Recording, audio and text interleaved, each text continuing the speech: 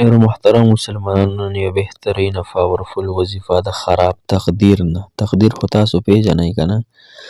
ستاسو تقدیر کې چې کوم الله تعالی څه لیکلي وي تاسو سره به څه کیږي، کوم وخت ته به رسئ، کوم معاملات به تاسو سره کیږي، نو په هغې تقدیر کې چې کوم الله تعالی ستاسو دپاره یعنی هر څه خو بهترین الله تعالی انسان دپاره لیکلي وي. خو دا یو وظیفه د اسانه شان چې دا کم انسان وایي که نه ستا په تقدیر کې چې تا ته کم یعنی داسې فیصلې راځي، داسې مشکلات تا ته راځي چې په هغې باندې ستا اړه خفه کیږي. صحیح شوه که نه؟ نو د خراب تقدیر نه، د خراب تقدیر کې چې کم مشقتونه دي، کم بدبختي په تا باندې راځي، بیکاره فیصلې په تا باندې راځي، دشمنان په تا باندې راځي، صحیح شوه، یا د مشقت په تا باندې راځي، نو دغې نه به الله تعالی تا ته امن درکړي، دغې یعنی بیکاره فیصلو نه به الله تعالی تا ته براعت درکړي. نو کوم انسان چې دا وظیفه کوي او دا وظیفه محترم مسلمانان داسې اخوا دیخوا وظیفه نه ده. تاسو صحیح بخاري پیژنئ، صحیح بخاري پیژنئ، دا یو بهترین د حدیثو کتاب دی. دې کې هغه صحیح حدیث ذکر کړی شوي دي. یعنی دې کتاب له الله تعالی دومره توقیت او الله تعالی دومره برکت ورکړی دی، دومره الله تعالی ولا نورانیت ورکړی دی چې قرآن مجید پسې دویم نمبر دې کتاب هغه مرتبه علماو ذکر کړی چې دې کتاب دویم نمبر مرتبه یې دومره د حدیثو غټ کتاب دی صحیح بخاري. نو په هغې کې دا دعا او دا وظیفه د دوانو جهانو سردار جناب محمد رسول الله صلی الله علیه وسلم ذکر کړی ده. نو کوم انسان چې دا غواړي چې الله تعالی دې ما د بیکاره تقدیر نه، د خراب تقدیر نه، د فیصلو نه، د خراب تقدیر د مشقت نه، د خراب تقدیر د بدبختۍ نه، د دشمنانو نه، د بیکاره فیصلو نه، دا چې په موږ باندې راځي که نه، نو د هغې نه دا دعا چې څوک وایي هغه انسان به انشاءالله د دې بیکاره تقدیر نه الله تعالی امن ورکړي، د انسان ته به الله تعالی د هغې نه حفاظت ورکړي. نو هسې زمونږ مشران وایي که نه چې یو بلا نه خلاصېږي، د هغې بلا دپاره به څه کار کول غواړي.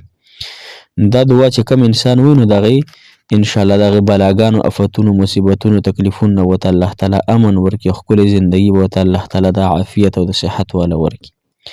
السلام علیکم ورحمة الله وبرکاتو. ډېرو معززو محترمو قابل قدر مسلمانان رونو، خویندو، مسافر رونو، تاسو به انشاءالله روغ جوړ یې، د صحت په جامو کې به الله مو دغه رنګې روغ جوړ او صحتمند ساته. الله تعالی مو له دواړو جانو خوشحالۍ نصیب که. الله تعالی مو د زړه مرادونه پوره که، د زړه جایز حاجات مو الله تعالی پوره که. محترمو ډېره زنانه په کورونو باندې ناستې، ډېره هلکان د خپلې مینې محبت دپاره څوک وظایف کوي، څوک تعویضونه کوي، څوک څه کوي، څوک څه کوي. ګوره الله تعالی مخکې فیصلې لیکلي دي. یو حدیث مبارک کې راځي، مفهوم یې داسې بیانېږي محترمو چې الله تعالی د انسان د پیدا کېدو نه مخکې 50,000 کاله مخکې د انسان تقدیر او د انسان فیصلې لیکلي دي چې د انسان باندې به څه کېږي، د انسان به کله پیدا کېږي، کله به مړ کېږي، کله به دی واده کوي، یعنې دا ټولې مسلې الله تعالی لیکلي. خو دغې مسلو کې محترمو الله چې کومې داسې مسلې وي چې انسان هغې سره بلد نه وي، مشقت وي، تکلیف وي، دشمنانو معاملې وي، نورې داسې معاملې وي چې انسان هغې نه فرده کوي، انسان غواړي چې دا مسلې په ما باندې را نشي. نو د هغې دپاره مختلف قسمه وظایف او مختلف قسمه دعاګانې هغه راغلي دي. یو پکې دا بهترینه دعا ده چې دغه الله تعالی قبلوي او الله تعالی دغه انسان د زندګۍ نه دا قسم مسلې وباسي. نو تاسو ته هم درخواست دی انشاءالله چې دا وظیفه یاده کئ، آسان یو څو ټکي دي او انشاءالله دا وایي د هر فرض مونځ نه پس یو فیره وایي، الله تعالی به ته انشاءالله عافیت درکړي، الله تعالی به د بیکاره فیصلو نه، د بیکاره تقدیر نه تاسو ته امن درکړي. ګورئ تسکرین تاسو ته دعا ښکاري. دعا ته غوږ شئ. اللهم انی اعوذ بک، ای الله زه فنا غواړم من جهد البلاء، د سخت مشقتونو نه. مشقت پیژنئ که نه؟ ستا په زندګۍ کې چې مشقتونه راځي، ګوره نکاح نه کېږي، دا یو مشقت دی، تکلیف دی. دشمني ده، دا یو مشقت دی، تکلیف دی.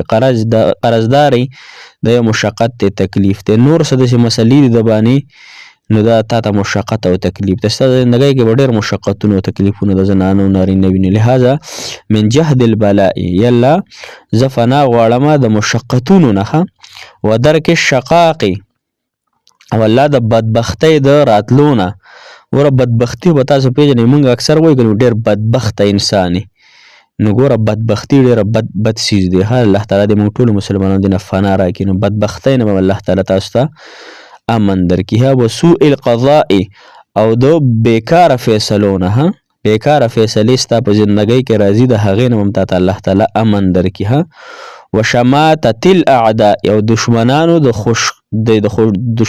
د خوشحالېدو نه مې الله تعالی وساتي نو ستا به ډېر په زندګۍ کې دشمنان وي څوک به د رشتو دشمنان وي څوک به د اولاد دشمنان وي څوک به د مال او دولت دشمنانی یعنی حاسدان ډېرې په دنیا کې هر رنګه وي ها حسد به درسره کوي په هر اعتبار سره نو دا دعا انشاءالله تاسو د هر فرض مونږ نفس یو وارې وایي دوه وایي چې څو موړه غواړي هغه وایي او په سکرین هم تاسو دغه دعا ښکارېدله نو دا یاده کړئ ها اللهم انی اعوذ بک یا الله زه فناه غواړم من جهد البلاء د هغه سخت مشقتونو او فیصلو نه و درک الشقاء او د بدبختۍ د راتلو نه وسوء القضاء او د بیکاره فیصلو نه وشمامة الاعداء او د دشمنانو د خوشحالېدو نه الله ماته امن راکړي نو دا د صحیح بخاري شریف حدیث دی یعنې د دعا پکې ذکر کړی شوی ده نو تاسو انشاءالله دا دعا په اطمینان سره سکون سره او انشاءالله خامخا یو پیره کوئ الله تعالی دې ستاسو تقدیر را ژوندی کړي الله تعالی دې ستاسو تقدیر کې ښکلې ښکلې فیصلې راولي